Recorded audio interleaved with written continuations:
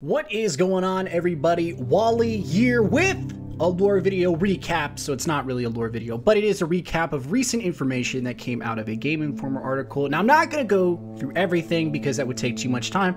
A lot of this information is already well known. However, the greatest thing to come of this document is a lot of confirmation. There's some holes that have been filled. So if you're like me, you've speculated in the lore, you've kind of connected the dots, like the Elixni being the original Guardians or already being visited by the Traveler, stuff like that. Those dots you've already kind of connected, but it's just good information that I'm going to go through and sort of cherry pick the most interesting points of this and give it to you. So the first thing I want to confirm here, and this is really good information, is a timeline. So we now understand that the Golden Age happened at the end of the 21st century, or the current century that we're in. Now this makes sense because if you follow NASA or any kind of space stuff, you understand that there is sort of a preliminary mission to Mars that's going to happen sometime 2020, 2030 if everything goes right. So it's really not a long shot for us to be able to reach Mars in our lifetime. So that's basically when the Golden Age starts. However, there still isn't a confirmation in when the Golden Age ends and when the Dark Age begins and ends, but we sort of have a pretty good idea. Now, this information, again, you may have already known, but it is very good confirmation coming from Bungie. Another good piece of information regarding the Traveler in the Golden Age is about Guardians and how we're sort of brought back to life by the light. It's worded very interestingly, but again, we're not exactly dead soldiers, although it can be perceived that way. The Fallen and some of the other enemies perceive us like that. But again, it's good information that it kind of shows that we were originally dead and we were revived, and now we are somehow meshed with light and our own will in some form of way. We have our own sentience. So it's very good confirmation once again that we are sort of like undead soldiers. So as the Traveler is bringing back Guardians with ghosts, these Guardians are going to lead groups of surviving humans to found the last city. Now, of course, this doesn't last very long, and we run into the Battle of Six Fronts. Now, the great thing and piece of great information that has been revealed to us is the fact that the Iron Lords participated in the Battle of Six Fronts along with Saint 14. After the Battle of Six Fronts, you have the Faction Wars. Now, the Faction Wars, interestingly enough, did not exactly include Guardians versus Guardians, but rather humans versus humans all in the city. Now, Guardians were not okay with this. They're all pursuing their own agenda. So what happened after the Faction Wars was the formation of the Consensus, which is the overarching government. So you have the Vanguard, which represents, obviously, us Guardians, and you have the Speaker, who somehow represents the Traveler, and then you have the remaining factions that have survived that's going to represent the needs of humanity inside the city.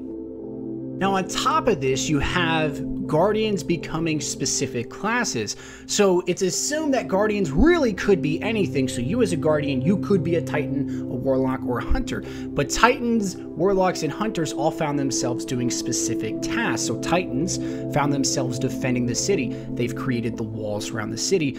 The Hunters are nomadic explorers, and the Warlocks are warrior scholars looking to study the light and the Traveler. All these things formed during and after the Faction Wars. So after the Faction Wars, and of course Guardians have formed their own classes, orders, and groups, you now have the Battle of Twilight Gap. But what's interesting about the Battle of Twilight Gap is that the Fallen had a singular leader. This was not confirmed originally, and now it has been. Who that leader is and was is still up for debate. It's most likely going to be a Kell from the House of Kings, but honestly, I don't know. Now, the next bit of information discusses Crota, Ariana 3, Eris Morn, and Tolan the Shattered. Now, of course, we all understand that Crota went in to capture the moon, led to its unbelievable destruction or cracking of its surface, and our failure to recapture it. But during this time, Ariana 3 would gather a group of like-minded Guardians to lead a sort of shadow war against Crota to at least keep the Hive Brood at bay long enough for us to recounter once again and counterattack, hopefully retaking the moon. Unfortunately, as we understand, this raid team did not succeed.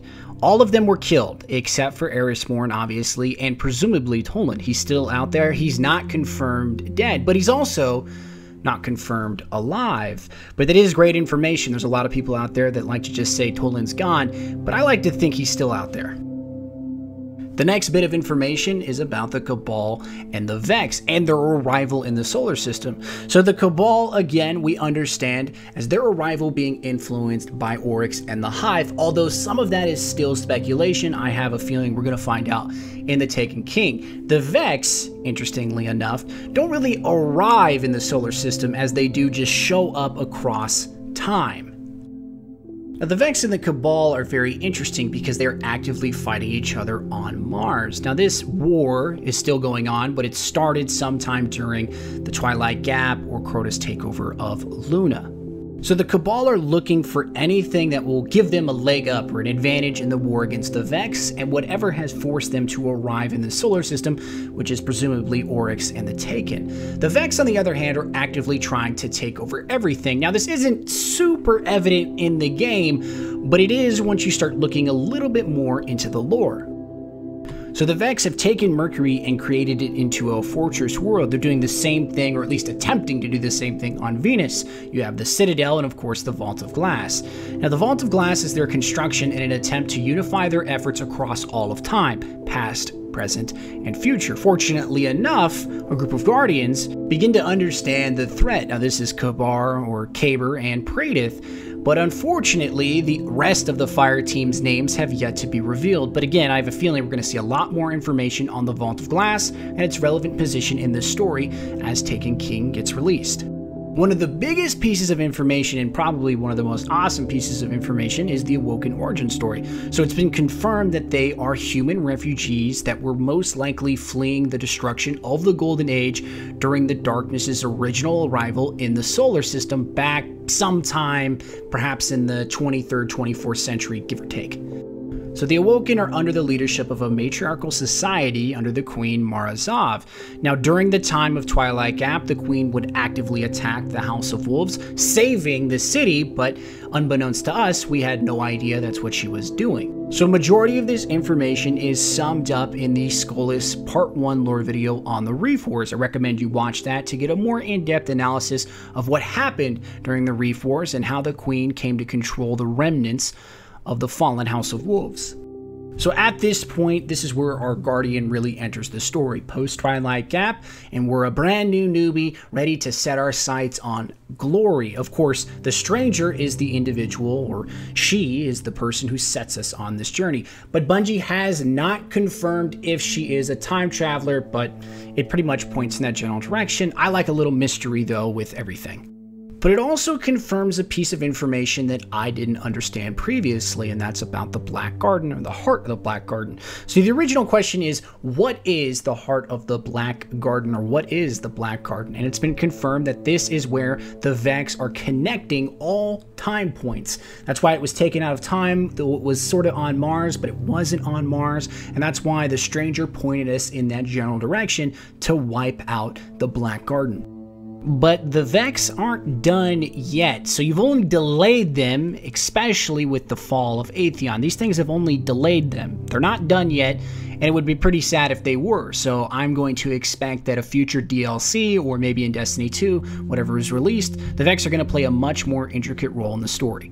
The rest of the article, unfortunately, doesn't tie up any loose ends, so again, it's likely Bungie's just going to go ahead and hold back on a lot of information and play it at a later date. If they gave us everything now, why would we play 10 years into the future? We'd already know the outcome of the story, or at least pieces of it. And again, like I said, I enjoy some mystery with all this good stuff. I think the thing on everyone's plate that they want covered is the 9, Osiris, the fate of Toland, of course the Ahamkara, Ahemkar, however you choose to pronounce it, and anything to do with the Stranger. Of course, I have a feeling some of these questions will be answered in The Taken King, but hopefully they'll do a much better job in painting the story the way they've painted it now. Clear, concise, and in a semi-straight line that you can go from one end to the other without getting too unbearably confused. I hope you guys enjoyed this video, and I hope you're excited for The Taken King as much as I am. The lore is fantastic in this game, and I hope they deliver more and more of it. I'm out of here, guys. I love you all. Peace.